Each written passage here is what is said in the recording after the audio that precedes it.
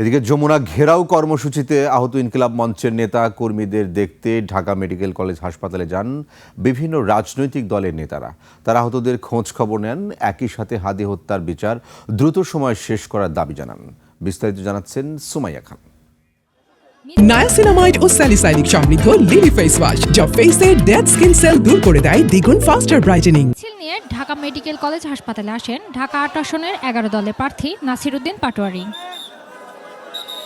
পরে তিনি বলেন, তার দল এনসিপি আহতদের চিকিৎসা নিশ্চিত সহ এ ঘটনার তীব্র নিন্দা জানান। সরকার এটা খুবই একটা বাজে উদাহরণ সৃষ্টি করলো বাংলাদেশে। আমি মনে করি বাংলাদেশের সরকার এটার জনগণের সরকার নাই, এটা কোনো এজেন্ডা বাস্তবায়নে ব্যস্ত আছে।